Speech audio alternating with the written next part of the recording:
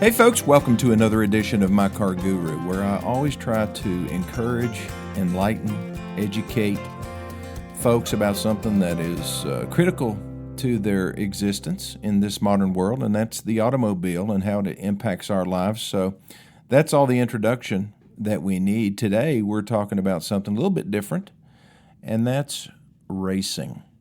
Why are we talking about that? Because today I leave, or this just right after this program, I leave for Georgia, just outside of Gainesville, Georgia. There's a 2.5 mile or a little bit larger than that racetrack called Road Atlanta.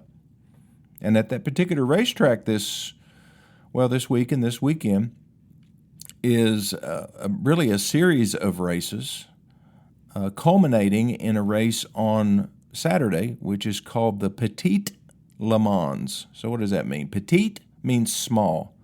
Le Mans is a place in France, and it's, if not the most famous auto race in the world, it's in the top 2 or 3. And it is an endurance race at Le Mans. It happens early summer, and the race is 24 hours long. If you watch the movie with Matt Damon called Ford versus Ferrari, then that was the Le Mans race. There was a movie many years ago made by Steve McQueen called Le Mans, and it gave an insider view as to what it was like to race and to all the different surrounding events of Le Mans. I actually liked, well, except for a lot of the stuff that had nothing to do with the actual race, I really liked Ford versus Ferrari simply because it was an unbelievable story about how the Ford Motor Company decided to participate in Le Mans, and it was a result of an argument because several years before that, Henry Ford II, which was Henry Ford's grandson, had made an attempt, or actually made a move, to buy Ferrari, the actual company based in Maranello, Italy. And, Ferrari was open to it. But the negotiations fell apart at the end because Ford and the leaders in the Ford Motor Company did not want Enzo Ferrari to have control over the racing program. They wanted to control everything, the production of just retail cars that they would sell to the public and the racing program. Well, Ferrari pulled the plug at the last minute and decided to team up with Fiat. Well, this made Henry Ford II very upset, and so he decided that he wanted to beat Ferrari at their own game because Ferrari had dominated Le Mans-type racing for many, many years. Well, not just that, but Formula One racing. And, the only thing they weren't really involved in was NASCAR. So Ferrari was a big participant in the type of racing that Americans really weren't that familiar with. But because that transaction had blown up in the face of Henry Ford, he in order to save face, he decided to hire people who really understood that world and what it would take, and that's where Carroll Shelby came into the picture. And they were successful. In 1966, Ford beat Ferrari. They got first, second, and third place at Le Mans, which was a phenomenal achievement. So this race that I'm going to is called the Petite Le Mans. It is part of the same series, the same types of cars race at Le Mans that race at the Petite Le Mans. And this is the final race of the season. It's an endurance race. There'll be 4 different classes of cars racing around the track at the same time. When I say classes of cars, I'm talking about cars that go really, really fast. And, well, quite frankly, all of them go really, really fast. It's just that the prototype cars are the fastest and almost as fast as Formula One race cars. And so it's really a lot of fun. So I pick up my grandson, one of my grandsons, 7-year-old Bo, and I'll be picking him up and we'll be going down. He went with me last year and we just had a ball.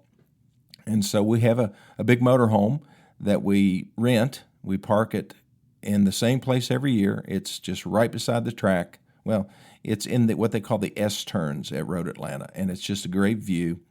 And there's a company that we hire. They actually take the camper there, set it all up. When we arrive, it's there, it's running, it's plugged in, ready to go. And we stay from Wednesday typically, but I'm not going down until today. And then we stay through Sunday. The race is a 10-hour race instead of a 24-hour race like they do at Le Mans, but it's still an endurance race. And another interesting twist is that you have 4 different classes, but you have many different drivers. There'll be about 50 cars on the racetrack at the same time, and there will be driver exchanges. So you may have 3 or 4 different drivers taking turns during this race, just like they do at Le Mans. You can't imagine the G-forces and the heat and just the toll that it takes on the body of a race car driver. I mean, many of them will lose anywhere from 10 to 15 pounds. Can you believe that during a race? I mean, I guess what they're losing is water weight, but they become very dehydrated. They have to be in tremendous physical condition to be able to do this. You know, a lot of people think, well, they're just driving cars, right, around on a road. No, they're going at incredible speeds that would scare you to death. I took a ride one time with a professional race car driver around a curvy track in a Porsche 911 GT3. And it was all I could do to keep from throwing up. I mean, I got to drive the car first, and I thought that I was pretty good. I said, this guy, you know, he was riding along with me, the professional driver. I said, he's going to be pretty impressed for this. At the time, I was 65 years old. And he wasn't impressed at all, because at the very end of it, he said, okay, now it's my turn. We did 2 laps, and I'm serious. I was ready to tell him to stop, please, after the first lap. But I stayed in there, and when now I have a problem with orientation sometimes. Well, let's say vertigo, you know, dizziness. I could never ride the rides at a bit fair like I used to when I was a kid. I don't know why that developed in me, but it did. And probably for the next hour, I felt very bad. I just was dizzy and lightheaded. And that's understandable, I guess, for a person my age, but you think about what these drivers are capable of doing, and they get in a race car and they race for 3 hours or 4 hours, and the incredible G-forces that their bodies have to endure. And the focus that it takes to drive a car, you know, at 180 miles an hour, you know, on a 2-lane road, basically. But, you know, there's no traffic coming in the opposite direction, but it's about 2 lanes wide. And the concentration that it takes. Have you ever driven at 100 miles an hour even? I mean, think about, most people drive, I don't know, on the interstate 70, 80 miles an hour, and they feel pretty comfortable with that. And I'm not recommending that you attempt this unless you go to some type of a racing school.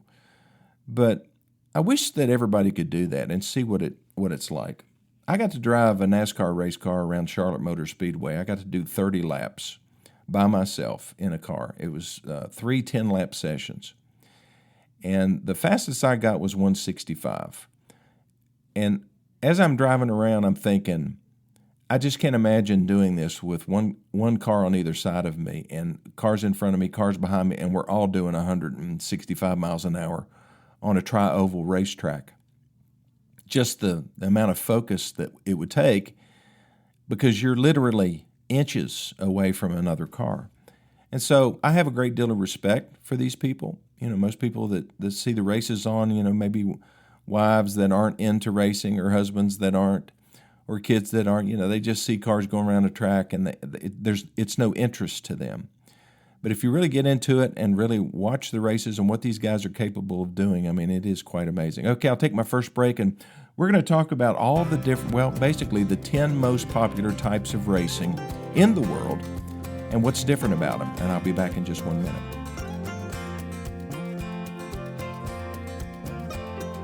Okay, I'm back. I am going racing.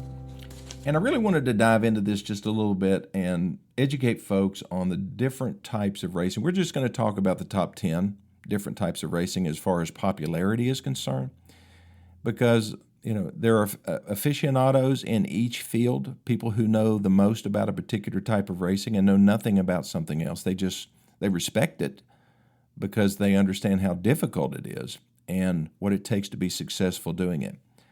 But at the pinnacle, at the very top of automotive racing is something called Formula One racing, or F1. It happens all over the world. Basically, there are races on every continent except Africa. That's the only one that doesn't have a race. Some of the most famous circuits include, and you may have heard of, the Monaco Grand Prix. I was actually there 2 days after, or no, it was 1 day after the race. We were on a cruise that started in Nice and went all around, went to Italy and what else? Sardinia, Corsica, ended up in Rome. But one of the stops was at Monaco. And I'll never forget waking up the morning and looking out the window, and right there's Monaco right in front of me.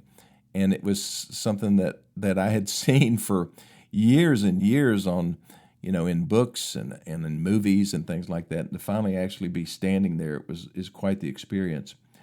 But yeah, Silverstone, Monza, which is in Italy, Suzuka, which is in Japan, the Circuit of Americas, which is an official Grand Prix race now that takes place outside of, I think, Austin, Texas.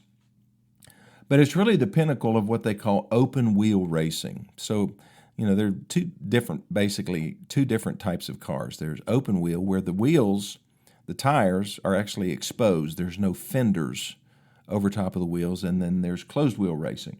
But this is open wheel. It's the fastest. It's the most advanced race cars in the world. You'll have elite drivers today like Max Verstappen. You may have heard of him or not. Lewis Hamilton is a very common name. If you look back in the old days, you've got people like Jackie Stewart, Jim Clark, Dan Gurney, Mario Andretti even raced, Michael Schumacher, Ayrton Senna. So these are some of the very famous race car drivers. The typical cost of a Formula One team runs from $150 to $200 million per year. As a comparison, a typical NASCAR team, these are the most popular racing, I guess, form of racing in the United States, is $10 to $20 million a year. The cost involved in one Formula One race car is about $1.3 million to $1.5 million. The typical NASCAR race car costs between $300,000 and $400,000. Now, NASCAR is primarily in the United States. Occasionally they'll have a race someplace else, but they race it at places like Daytona, Talladega, Bristol, just right up the road, Charlotte. Those are some of the most popular races. NASCAR racing started in the South. It was a dirt track type of thing, and some of the oldest drivers were some of the bravest men in the world because they were driving vehicles around a circled dirt track with no seat belts.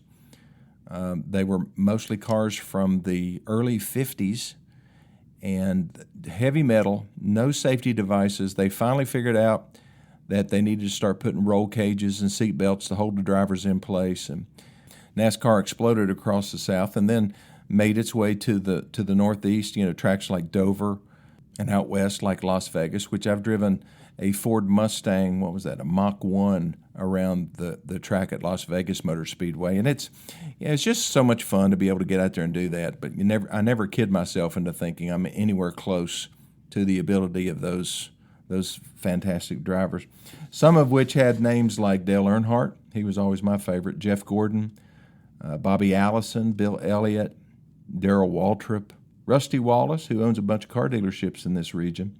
Of course, the King, Richard Petty, and then Cale Yarborough used to be mine and my brother's favorite back in the 60s and early 70s. But again, no comparison in cost, but the popularity is amazing, but it doesn't even approach the worldwide popularity of Formula One. Another type of racing is IndyCar racing, and the most famous IndyCar race is obviously at the Indianapolis Motor Speedway. They call it the Brickyard. It is the crown jewel of Indianapolis racing, but they race all over the country. They actually look like Formula One cars, but they are quite different. They're not near as expensive. They have tremendous speed, but they race on oval tracks. They race on the street, and they race on road courses. I remember they had an IndyCar race in downtown Nashville, Tennessee, not too long ago. I think they decided that was not something that they wanted to repeat due to safety concerns. But some of the most famous drivers in IndyCar racing would be people like A.J. Foyt, Mario Andretti, raced. You know, he's one of the few race car drivers that has won at just about everything that he's ever done. He's won races in Formula One, NASCAR, IndyCar Series, won the Indianapolis 500 several times. And he's done it all. I'll never forget, I was in San Francisco one time at an NADA convention, National Auto Dealers Association. And Tara and I were walking down the street, and we walked past this shoe store. And as we were walking past, I just look over, and I see this guy standing there looking at shoes. You know how they display shoes in a shoe store? And I said, "Honey, that's Mario Andretti." And she said, "Who's that?" So, you know, sometimes you can't impress everyone with the people that you know. Sometimes they've never heard of it. Of course, I'd say she could do the same thing with me. Okay, another form of racing that's very popular is called World Rally Championship, WRC. This is a global phenomenon, and it is wild.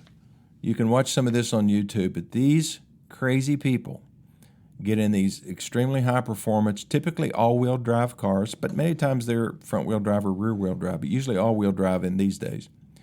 And they drive on regular roads, mostly curvy country roads, and it's a timed event. So one car starts, they start the clock, they wait probably a minute or so, and then they start another car. And whoever completes the course the quickest wins. And this is a very unique form of racing because, as far as I know, it's the only form of racing that has a driver and a passenger. Now, the driver's doing a lot of the work, but the passenger, they're connected by a microphone, and they have, of course, all this safety gear on and helmets and all that. And the passenger keeps his head down the entire time looking at a map or looking at a turn instruction. So as they're going down the road, he's calling out what the driver is getting ready to face, like the next curve, then the next curve. And he tells them that the next one's to the left, and the next one's to the right at 90 degrees. The next one's to the left at 60 degrees. I mean, and his head is always down. That's the amazing thing. Talk about somebody who doesn't have to deal with vertigo. If he did, he would be totally lost. But those are fun to watch. Another type of very popular racing doesn't involve cars at all. It's called MotoGP. It's basically the global motorcycle circuit. They have races in Italy and Spain and Japan, Malaysia, also in the U.S. But basically, these are the fastest motorcycles in the world. These drivers are crazy. You know, this is a type of racing, well, they're all somewhat crazy, or courageous, or highly skilled, or all of the above. You've seen these motorcycles racing, I'm sure, either in a commercial or something where they're just completely almost laid down horizontal, going around these curves, and their knees are touching the ground, and it's pretty amazing. Not something I've really been interested in ever, but still amazing to watch. Number 6 on the list is the Le Mans prototype racing, and that's what I'm going to watch. It's called the World Endurance Championship. Again, it's centered in Le Mans, France.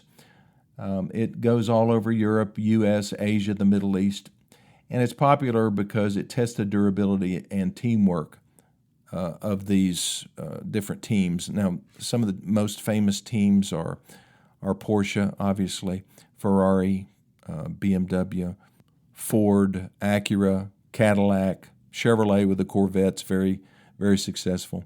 So that's what Bo and I are going to watch. And again, the Le Mans is a 24-hour race. The one that we're watching is simply 10 hours, but they really have to work together as far as the pit crews and the teams. I mean, they'll wreck cars, they'll put them in the pits, take them to their tent, to their little temporary shop that they have, fix them, put them back out there on the track, and continue racing. Now, those cars probably aren't going to win because they had to be taken off the track for a period of time, but they're not just in it to win first place, second, third, or fourth. It's a points thing. And the more points that they have, of course, Formula One is the same thing. I mean, it's based on points. And whoever has the most points at the end of the season is crowned the champion. Now, in Formula One, they have a manufacturer's champion and they have a driver's champion. And most of the time, you know, the same team wins both, but that's not always the case. Another form of racing is called Formula E. It's just like Formula One, except they use electric vehicles. They look exactly like a Formula One race car with open wheels, but they just don't have an internal combustion engine. They have an electric motor and batteries that run the vehicle. Now, because of that, they have to be pretty short races, but they are very exciting, and this is something that took off about 5 years ago. Another form of very popular racing is another thing that I haven't been that fascinated with, but it is big around here, and that's drag racing. NHRA and Global Variants. It's U.S.-based. Some of the places that they race are Pomona, Indianapolis, Gainesville, Bristol. You know, the Bristol race is really big. Thunder Valley is what they call it. I've been to those races before. One of the things I don't like about it is when those rail dragsters and Formula One cars take off, it hurts my chest. I mean, the vibration and the noise is unbelievable. I don't see how those people take it down there next to the cars when they're getting ready to take off. Okay, I'll take my last break. I'll be back here in just a minute.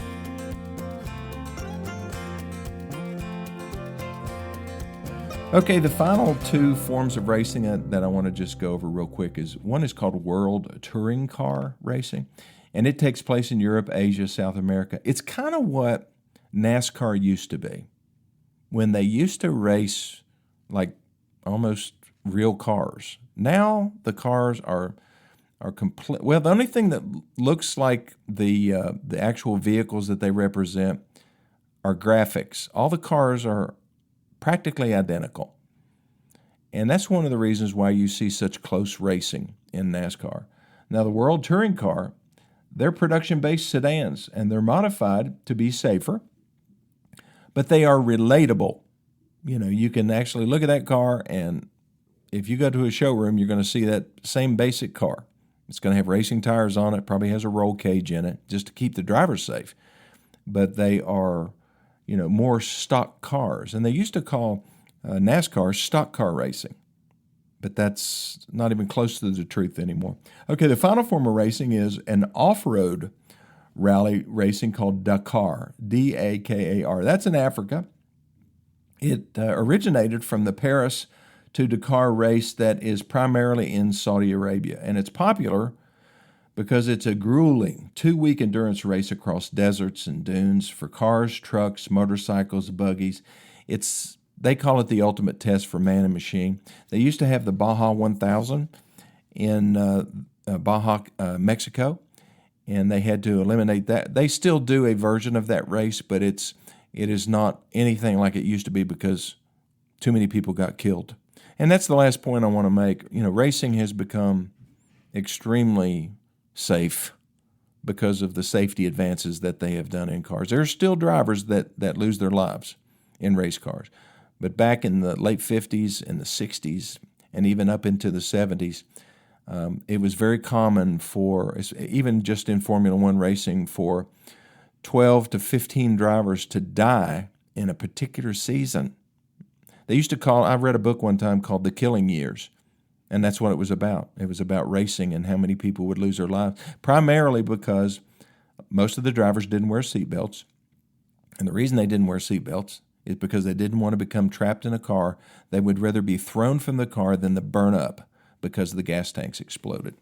And isn't that a nice thought to end this program? Hey, if you have any questions of the Car Guru, just call me, 423-552-2020, or send me an email to LennyLawson2020@gmail.com, and I'll see you next time.